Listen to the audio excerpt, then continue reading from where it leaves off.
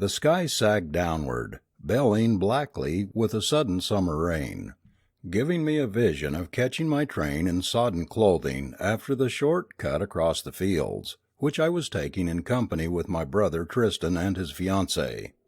The sullen atmosphere ripped apart with an electric glare. Our ears quivered to the throbbing sky, while huge drops, jarred loose from the air by the thunder impact, splattered sluggishly, heavily about us. Little breezes swept out from the storm center, lifting the undersides of the long grass leaves to view in waves of lighter green. I complained peevishly. "Ah, mop up," said Tristan. "You've plenty of time, and there's a big oak. It's as dry under there as a cave." "I think that'll be fun," twittered Alice, "to wait out a thunderstorm under a tree." "Under a tree?" I said. "Hardly. I'm not hankering to furnish myself as an exhibit on the physiological effects of a lightning stroke. No, sir." "Rats," said Tristan.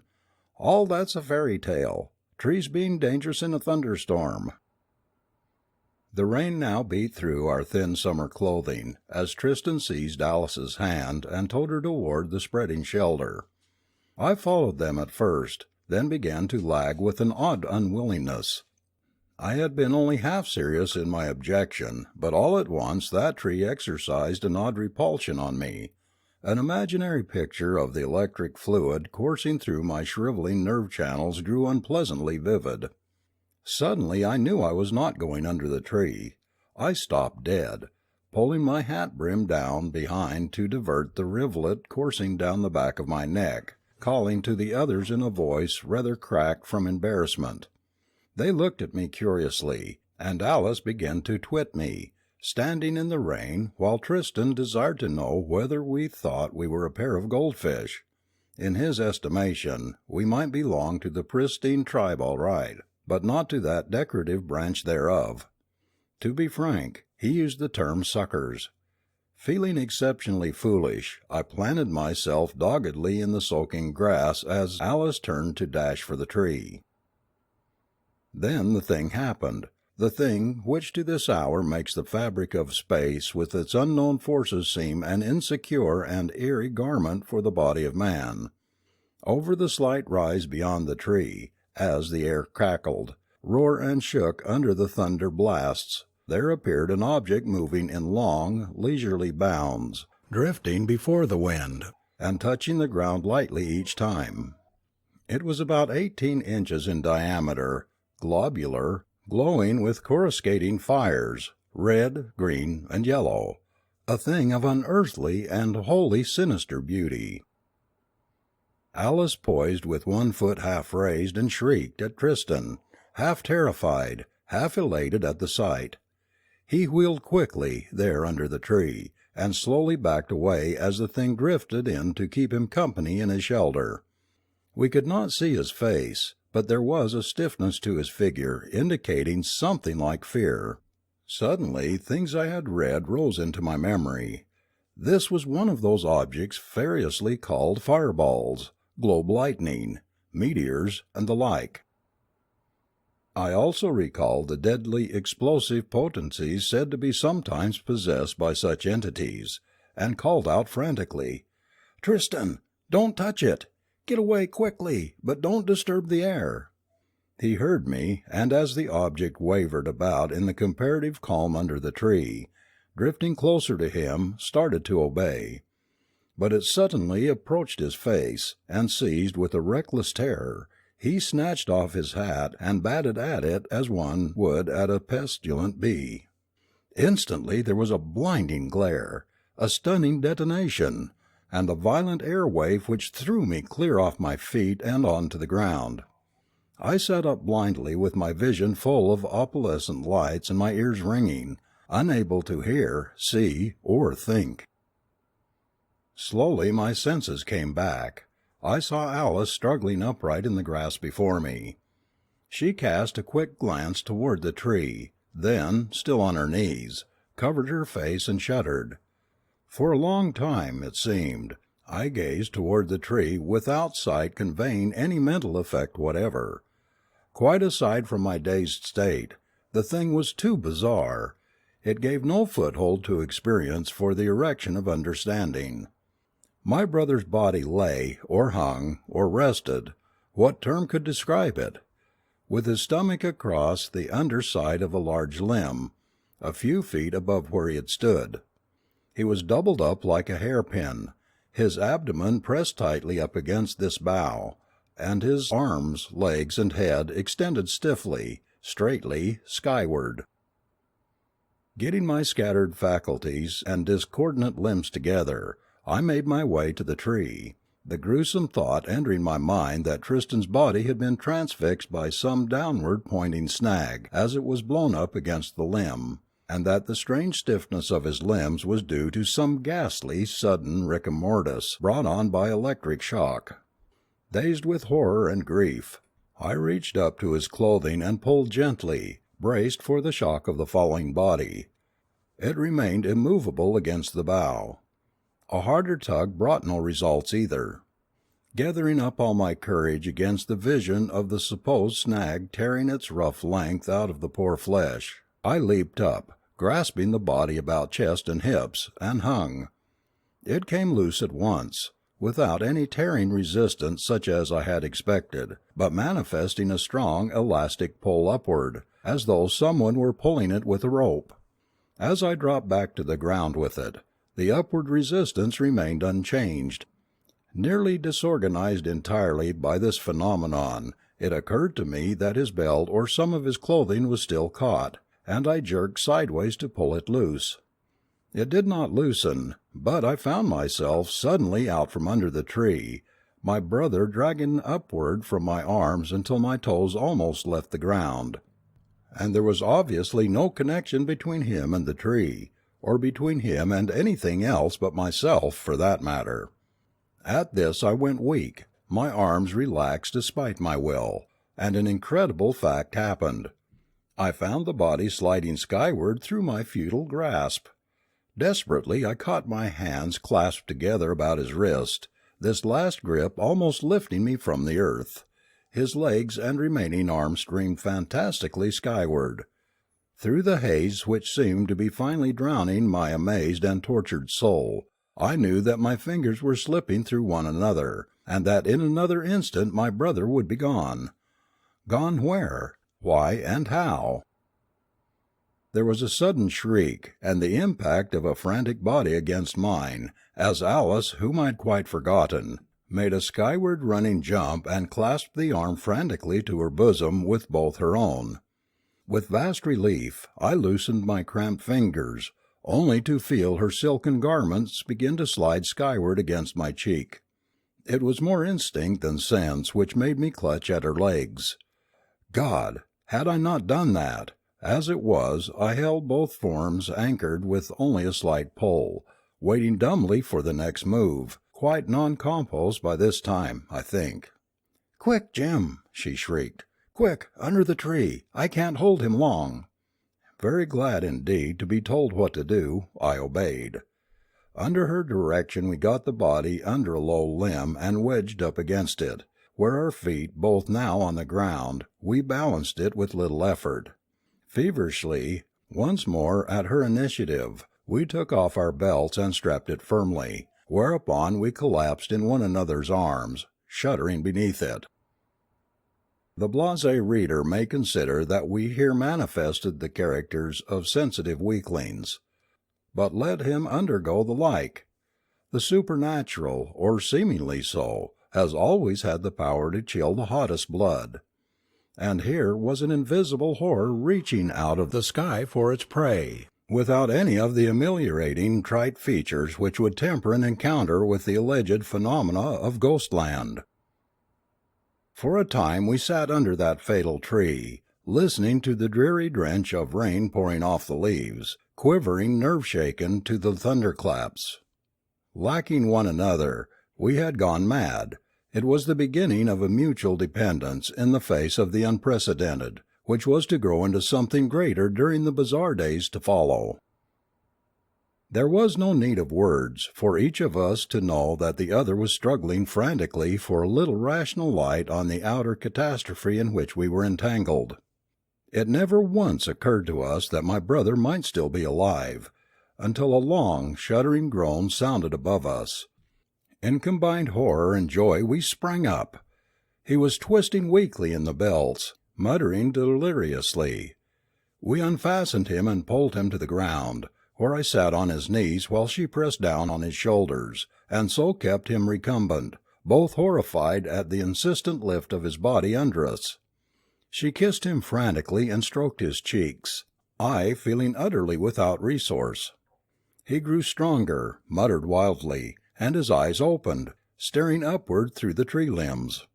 He became silent and stiffened, gazing fixedly upward with a horror in his wild blue gaze which chilled our blood.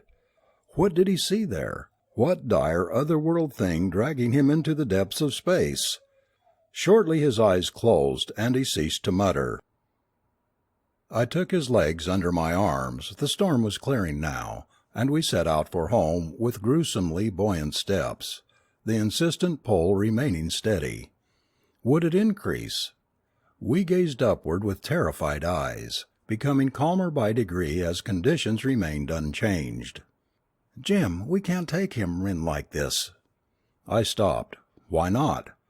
"Oh, because it's too ridiculously awful.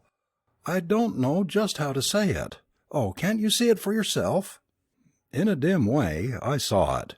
No cultured person cares to be made a centre of public interest, unless on grounds of respect.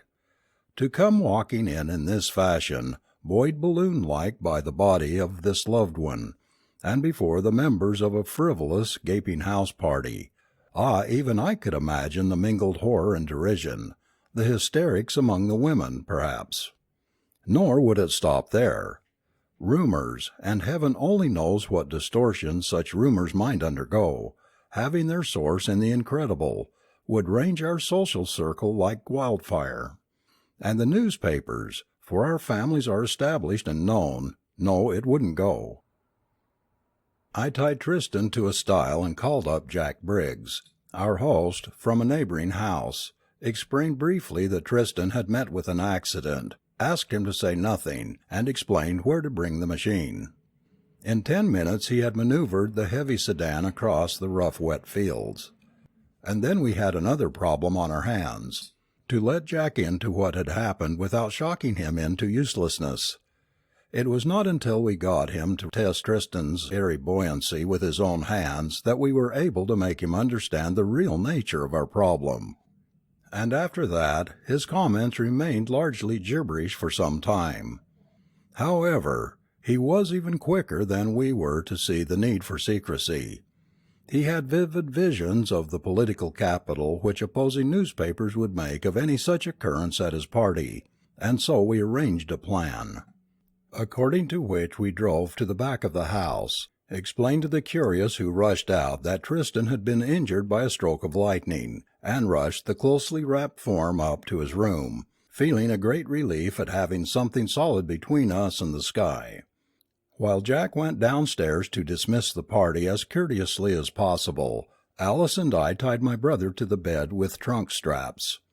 Whereupon the bed and patient plumped lightly but decisively against the ceiling as soon as we removed our weight. While we gazed upward open-mouthed, Jack returned. His faculties were recovering better than ours, probably because his affections were not so involved, and he gave the answer at once. "Ah, hell," he said, "pull the damn bed down and spike it to the floor." This we did. Then we held a short but intense consultation.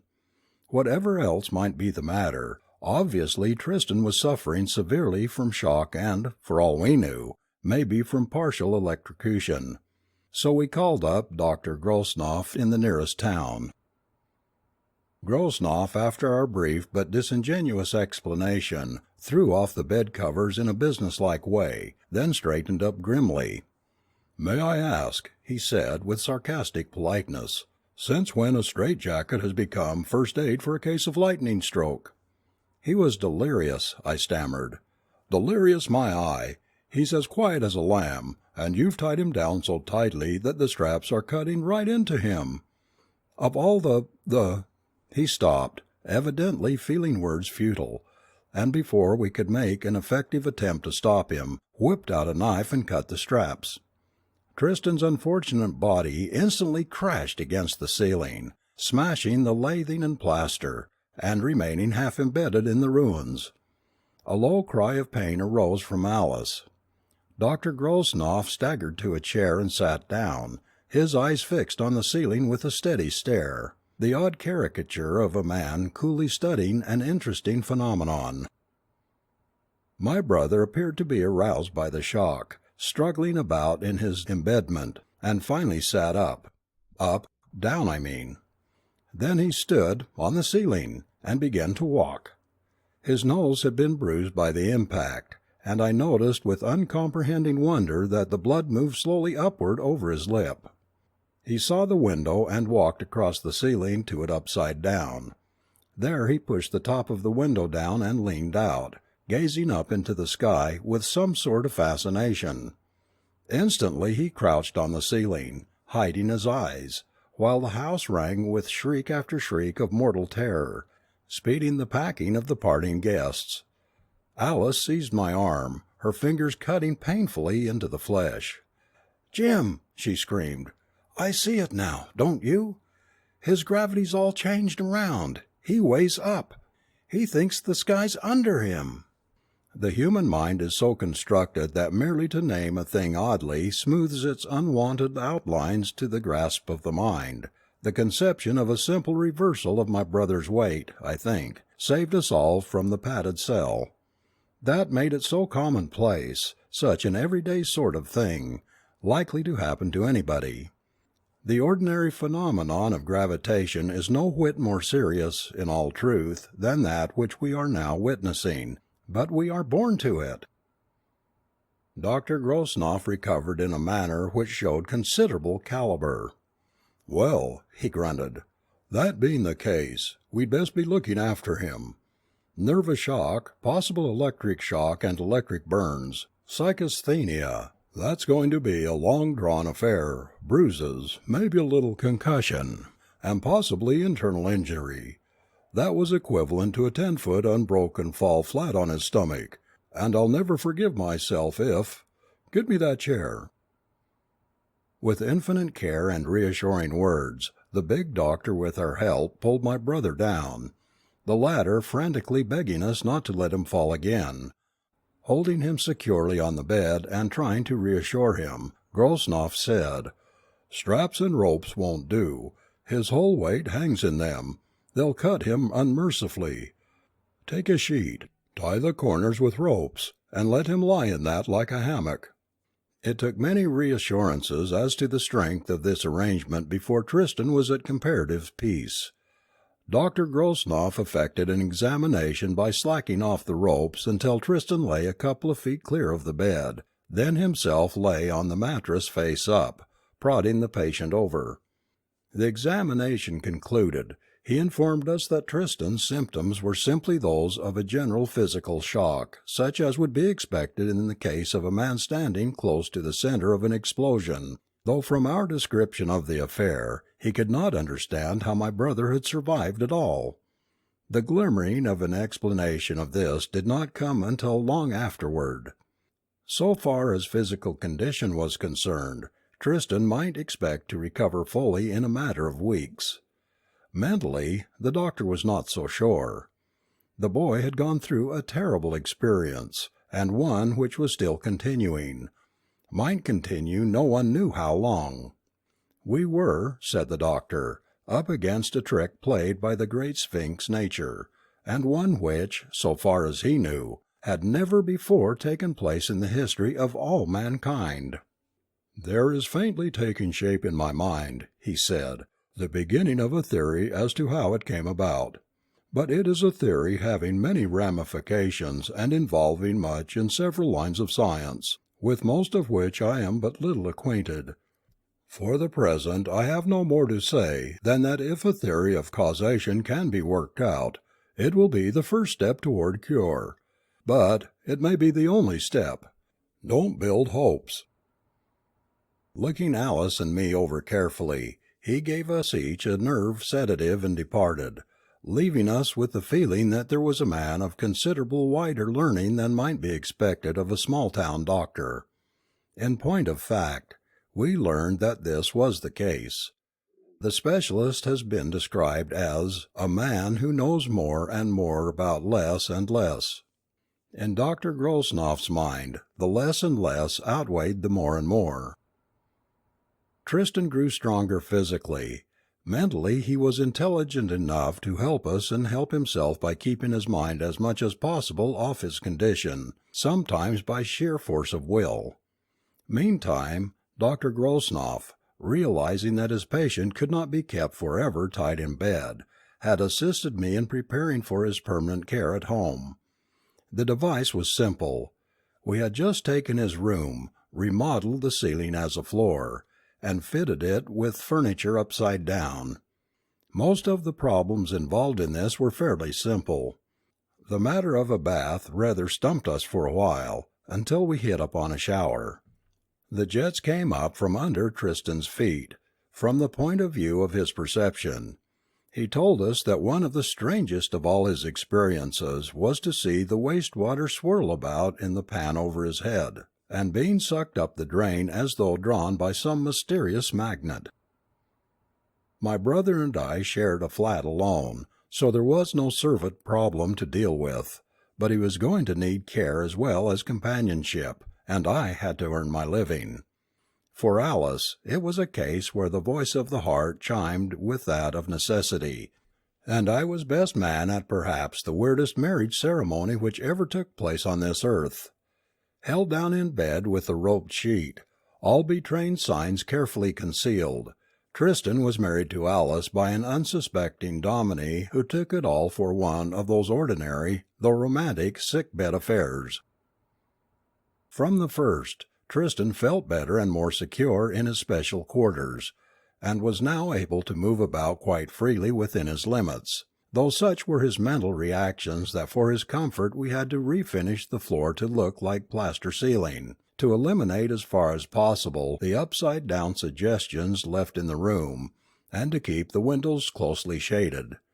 I soon found that the sight of me, or anyone else, walking upside down to him, was very painful. Only in the case of Alice did other considerations remove the unpleasantness.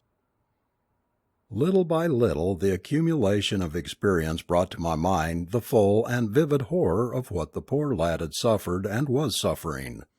Why, when he had looked out of that window into the sky, he was looking down into a bottomless abyss, from which he was sustained only by the frail plaster and planking under his feet. The whole earth, with its trees and buildings, was suspended over his head, seemingly about to fall at any moment with him into the depths. The sun at noon glared upward from the depths of an inferno, lighting from below the sombre earth suspended overhead. Thus the warm comfort of the sun, which has cheered the heart of man from time immemorial, now took on an unearthly, unnatural semblance. I learned that he could never quite shake off the feeling that the houses were anchored into the earth, suspended only by the embedment of their foundations in the soil, that trees were suspended from their roots, which groaned with a strain, that soil was held to the bedrock only by its cohesion. He even dreaded lest, during storms, the grip of the muddy soil be loosened, and the fields fall into the blue. It was only when clasped tight in Alice's arms that the horrors wholly left him. All the reasoning we might use on his mind, or that he himself could bring to bear on it, was useless. We found that the sense of up and down is ineradicably fixed by the balancing apparatus of the body.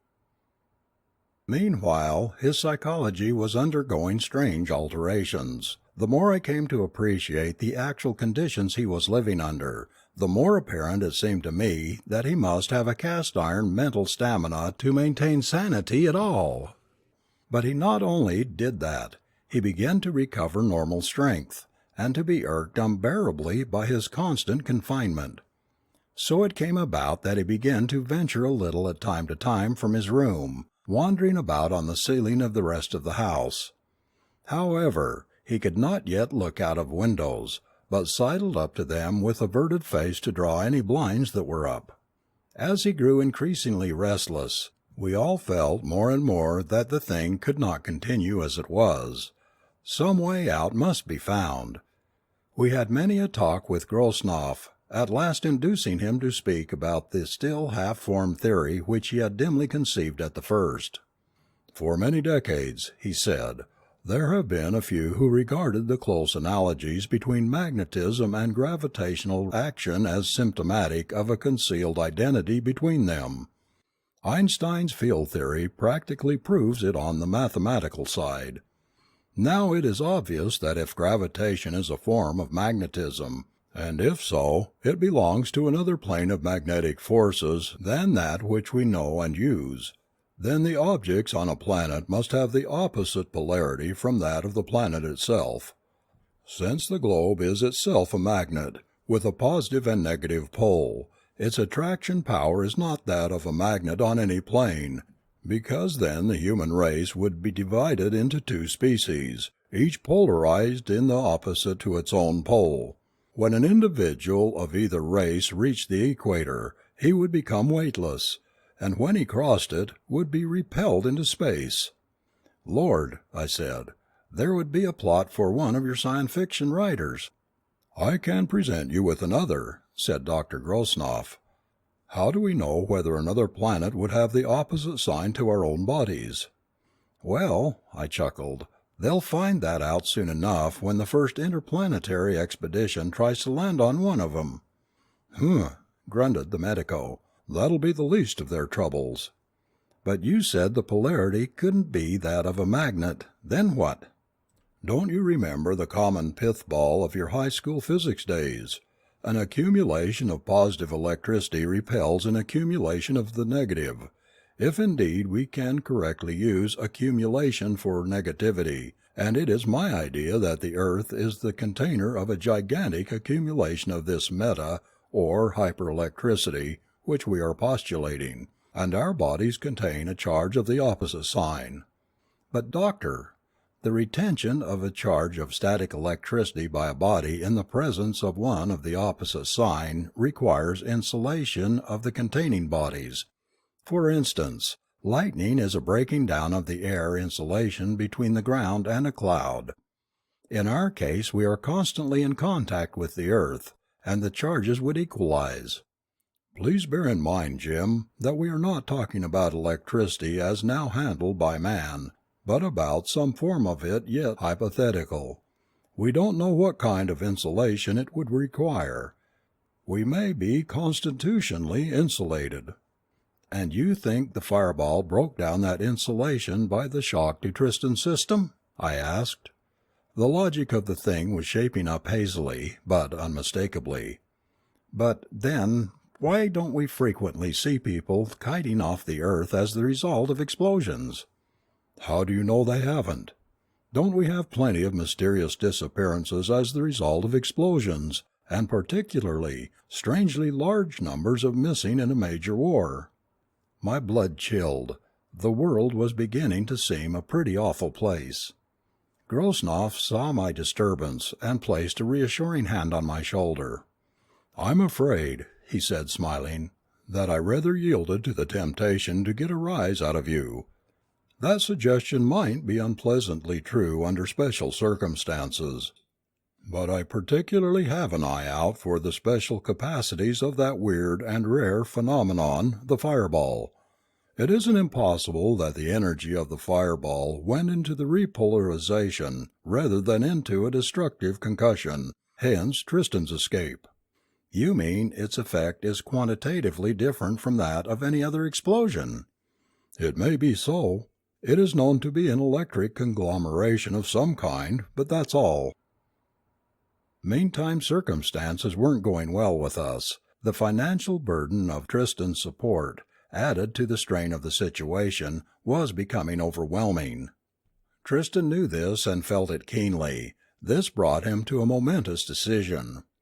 He looked down at us from the ceiling one day, with an expression of unusual tenseness, and announced that he was going out permanently, and to take part in the world again.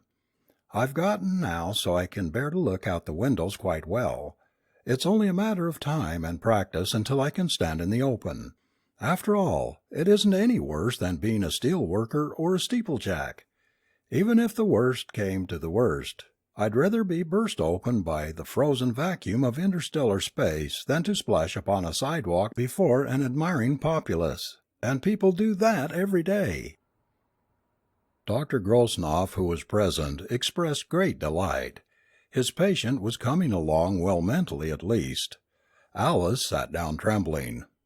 "But good Lord, Tristan," I said, "what possible occupation could you follow?" "Oh, I've brooded over that for weeks, and I've come across the Rubicon. I think we're a long way past such petty things as personal pride. Did it ever occur to you that what from one point of view is a monstrous catastrophe, from another is an asset?"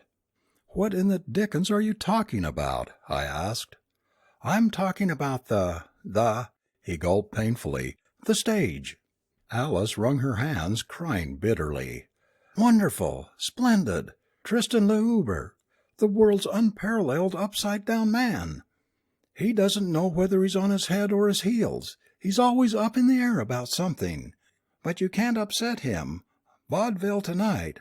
The Bodongo Brothers, brilliant Bernese Balancers, Archicani, the prima donna of Sealdom, and Tristan L'Huber, the balloon man. He uses an anchor for a parachute. And last, indeed, the L'Huber family will have arrived sensationally in the public eye. There are," Alice raved, 2 billion people on the earth today, counting 3 generations per century. There have been about 12 billion of us in the last 200 years, and out of all those, and all the millions and billions before that, we had to be picked for this loathsome cosmic joke. Just little us, for all that distinction. Why, oh why? If our romance had to be spoiled by a tragedy smeared across the billboards of notoriety, why couldn't it have been in some decent, human sort of way? Why this ghastly absurdity?" "From time immemorial," said Grosnoff, "there have been men who sought to excite the admiration of their fellows, to get themselves worshipped, to dominate, to collect perquisites, by developing some wonderful personal power or another. From Icarus on down, levitation or its equivalent has been a favorite.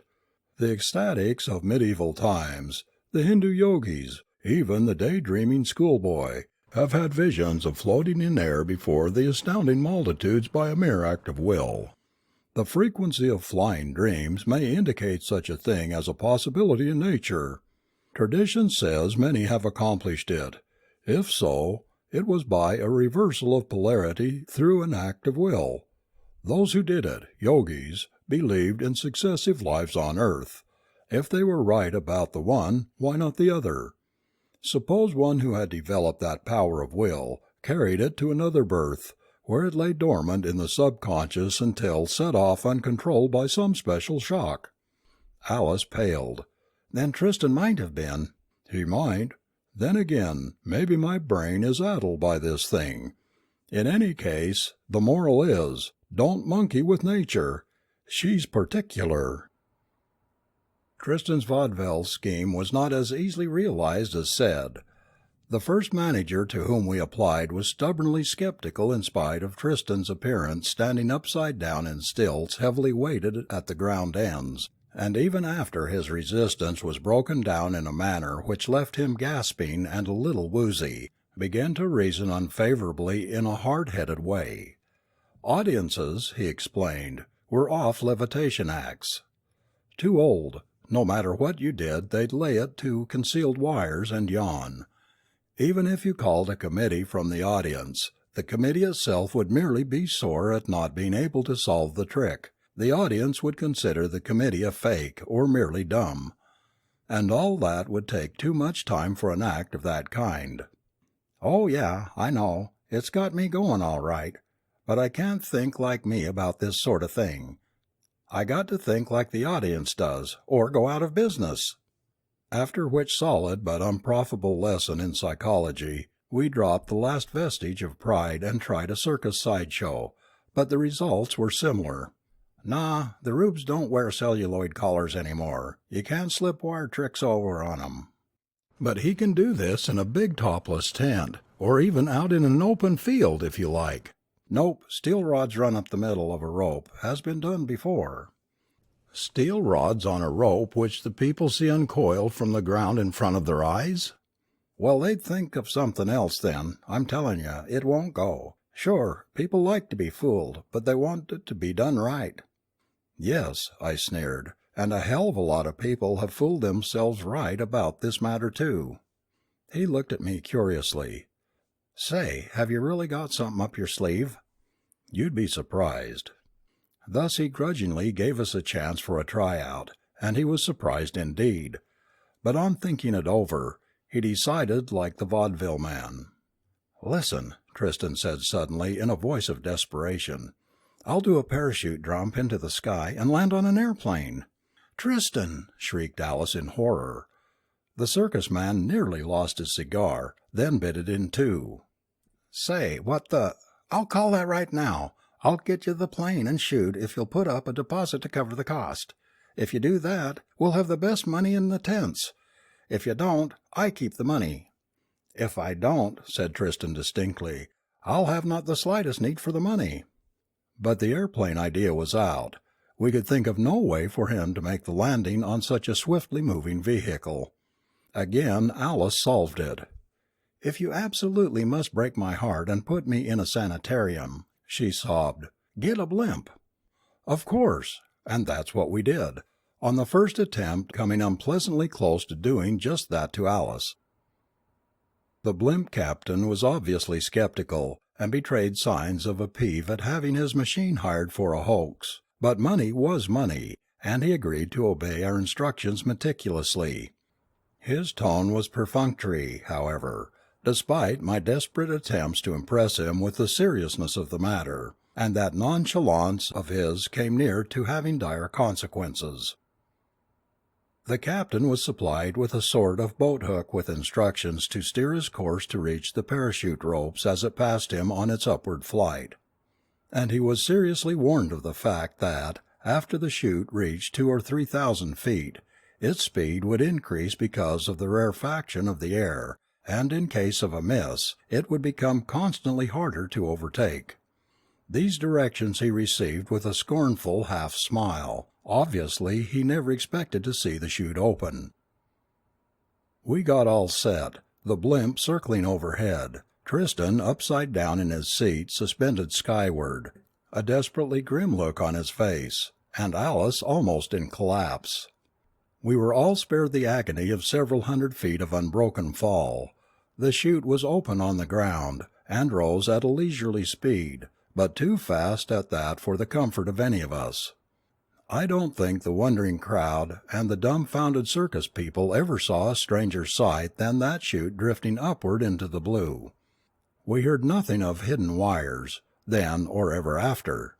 The white circle grew pitifully small and forlorn against the fathomless azure, and suddenly we noticed that the blimp seemed to be merely drifting with the wind, making no attempt to get under or over Tristan. Our hearts labored painfully. Had the engines broken down? Alice buried her face against my sleeve with a moan. I can't look. Tell me. I tried to, in a voice which I vainly tried to make steady. All at once the blimp went into frenzied activity. We learned afterwards that its crew of 3, the captain included, had been so completely paralyzed by the reality of the event that they had forgotten what they were there for until almost too late. Now we heard the high note of its overdriven engines as it rolled and rocked toward the rising chute. For a moment the white spot showed against its side, then tossed and pitched wildly in the wake of the propellers as driven too hastily and frenziedly. The ship overshot its mark and the captain missed his grab. I could only squeeze Alice tightly and choke as the aerial objects parted company and the blue gap between them widened. Instantly, avid to retrieve his mistake, the captain swung his craft in a wild careen around and a spiral upward. But he tried to do too many things at a time, make too much altitude and headway both at once. The blimp pitched steeply upward to a standstill, barely moving toward the parachute. Quickly it sloped downward again and gathered speed, nearing the chute, and then making a desperate zoom upward on its momentum. Mistake number 3. He had waited too long before using his elevator, and the chute fled hopelessly away just ahead of the up-tilted nose of the blimp. I could only moan, and Alice made no sound or movement. Next we saw the blimp's water ballast streaming earthward in the sun, and it was put into a long, steady spiral in pursuit of the parachute, whose speed, or so it seemed to my agonized gaze, was now noticeably on the increase. The altitude seemed appallingly great. The blimp's ceiling, I knew, was only about 20,000, and my brother, even if not frozen to death by that time, would be traveling far faster then than any climbing speed the blimp could make. As his fall increased in speed, the climb of the bag decreased. At last, with a quiver of renewed hope, I saw the blimp narrowing down its spirals. It was overtaking. Smaller and smaller grew both objects, but so did the gap between them. At last they merged, the tiny white dot and the little grey minnow. In one long agony I waited to see whether the gap would open out again. Lord of hosts, the blimp was slanting steeply downward. The parachute had vanished.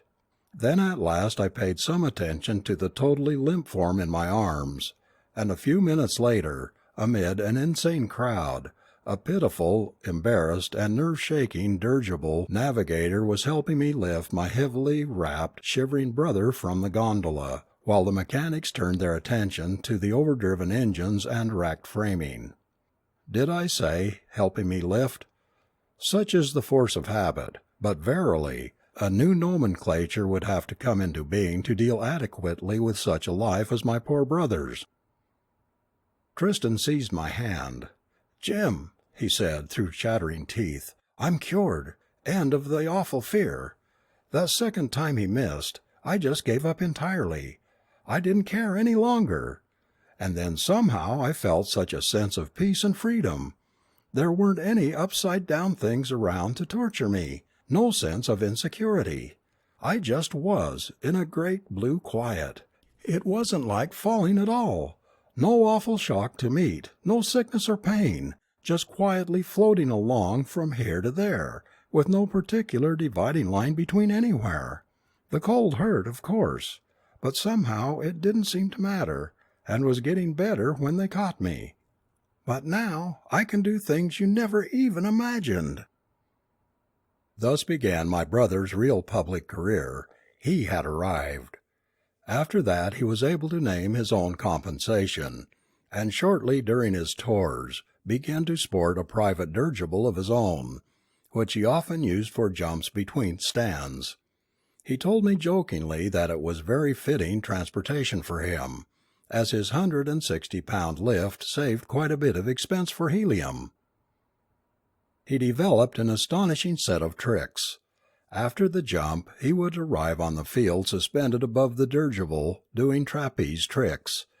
After that, in the show tent, he would go through some more of them, with a few hair-raisers of his own invention, one of which consisted of apparently letting go the rope by accident and shooting skyward with a wild shriek, only to be caught at the end of a fine, especially woven piano wire attached to a spring safety belt, the cable being in turn fastened to the end of the rope. Needless to say, Alice was unable to wax enthusiastic about any of these feats, though she loyally accompanied him in his travels. She would sit in the tent gazing at him with horrible fascination, and month by month grew thinner and more strained. Tristan felt her stress deeply, but was making money so fast that we all felt that in a short time, if not able to finance the recovery of a cure, at least he could retire and live a safer life. And he found his ideal haven of rest in a Pennsylvania coal mine. Thus the project grew in his mind of buying an abandoned mine and fitting it with comfortable and spacious inverted quarters, environed with fungus gardens, air ferns and the like, plants which could be trained to grow upside down. he emerging only for necessary sunbaths. As time went on, I really grew accustomed to the situation, though seeing less and less of Tristan and Alice. During summers they were on tour, and in winter were quartered in Tristan's coal mine, which had become a reality. One summer day when the circus stopped at a small town where I was taking vacation, I was overjoyed at the opportunity to see them. I timed myself to get there as the afternoon performance was over, but arrived a little early, and went on into the untopped tent. Tristan waved an inverted greeting at me from his poise on his trapeze, and I watched for a few minutes.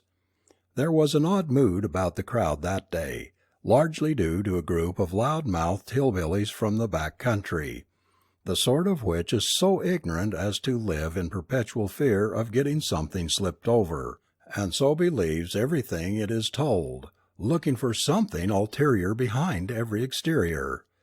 Having duly exposed to their own satisfaction the strong man's wooden dumbbells, the snake charmer's rubber serpents, the fat woman's pillows, and the bearded lady's false whiskers, I don't know what they did about the living skeleton, these fellows were now gaping before Tristan's platform, and growing hostile as their rather inadequate brains failed to cook up any damaging explanation.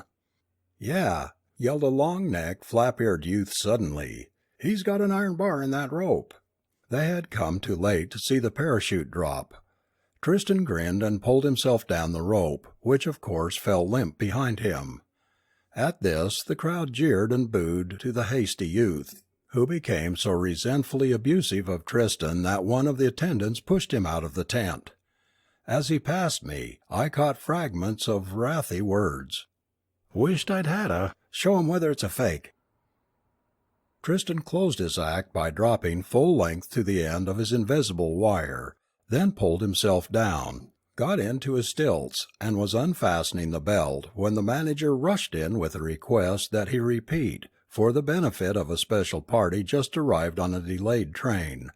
"Go on and look at the animals, old man," Tristan called to me. "I'll be with you in about half an hour."